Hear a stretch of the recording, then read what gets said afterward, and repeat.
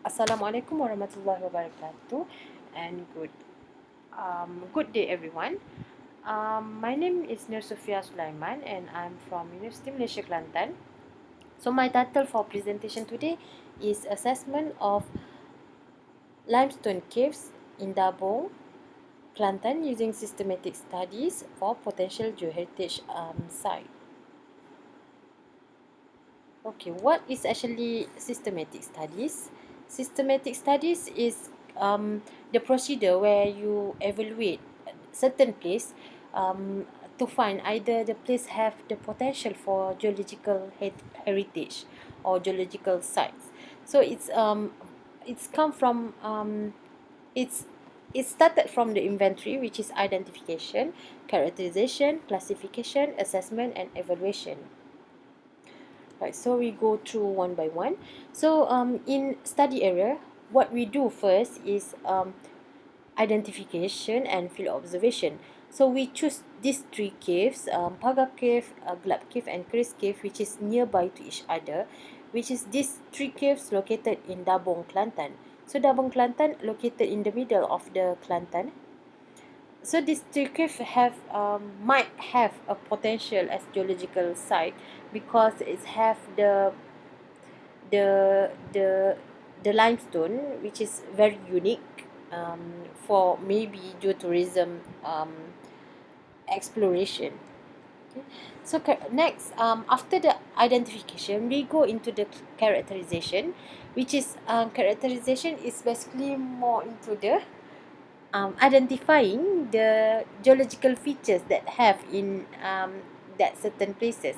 So in Pagar Cave, Gelap Cave, and Keris Cave, we have the cave morphology.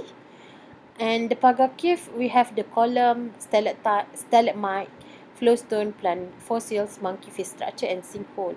Gelap Cave, only the column, and Keris Cave is only column of calcite minerals, notch, keris-like structure, window, and flowstone. So here we can see this is from the Pagar Cave. Okay, the A picture is the flowstone, which resulting from the erosion of the calcite here. And B is the monkey-like structure. Is if you go to the cave, it look like a monkey, but maybe you have to have the high imagination to actually imagine it looks like a monkey. And C is the stalactite features, and D is the notch, which is this notch is um, um, the the the identification of different sea level during different time, different depositional. Okay, next is the Keris Cave. So Keris Cave have the Keris a column that resemble as Keris here, the A picture, and as well as um, the flowstone that looks like an elephant. This is much more clear than the monkey structure.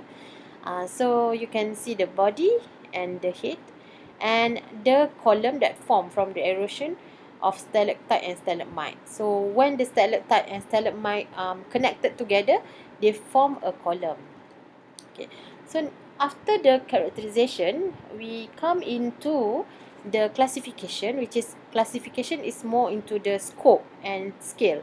So scope is basically the petrological, geomorphological, speleological, and paleontological for the Pagar Cave. So petrological is more into the mineral, what mineral inside the rocks, and geomorphological is more into the landform, landscape, and process. Speleological is the limestone itself, and paleontological because in Pagar Cave we found the fossil structure, fossils, plant fossils, but no picture here because it's quite blur. And for Gelap Cave and Keris Cave, they only have that three scope.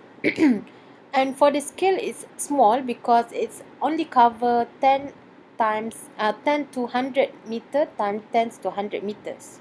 Okay. Next is the assessment, where assessment is more into the value, certain value of the place. So what value that very interesting is the scientific and educational value, where we found the cast. Of course, we have they have the cast landform. Okay, and aesthetic value in the Paga cave, we found the monkey-like structure, and the Keris cave we have the Keris shape column, and flowstone that resemble an elephant. And recreational, we can suggest that maybe having the cave exploration, jungle trekking, camping, etc. for the Paga cave, Gelap cave exploration, because this Gelap cave is very very dark. So that's why they gave the name of the Gelap cave as Gelap, which is mean dark. Okay, and economical value. Local community can generate the income by selling foods or selling becoming the guider for the cave exploration for 3 caves.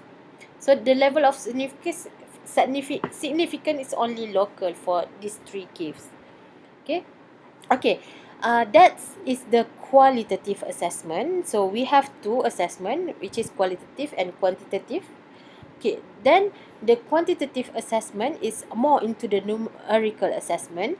So from the values that we identify, these 3 caves have the very good scientific and educational value. However, for the aesthetic value, only Paga cave and Keris cave, and recreational value, these 3 have the recreational values, and economical value only Paga cave and Keris cave have good values, and for Gelap cave is very fair. Then the total of sum is 18, 13 and 17, which means that this value can identify which level of significance that can cover for the 3 caves. So evaluation, last systematic study is evaluation, which is we do the SWOT analysis, strength, weakness and opportunities, and as well as threat. So the strength, which is more into the geotourism places, because they are very suitable for all age ranges. Weakness, lack of promotion. Opportunities, um, opportunities for the local for job opportunities. And traits, no proper management of the caves. And opportunities is maybe can develop as a one-stop center of tourism, because Gunung Stone will be a part of Geopark in 2020 maybe.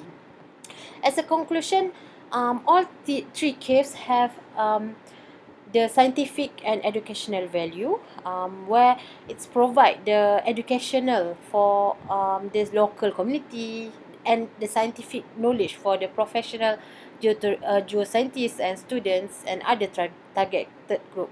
However, the potential for geotourism is very low, so it's only cover for a local. So as the conclusion, the main conclusion, these 3 caves can be a potential as geotourism site, but only cover for a local. That's all from me. If you have anything, you can just email me. Maybe in the first slide I already show you. So that's all. Thank you very much.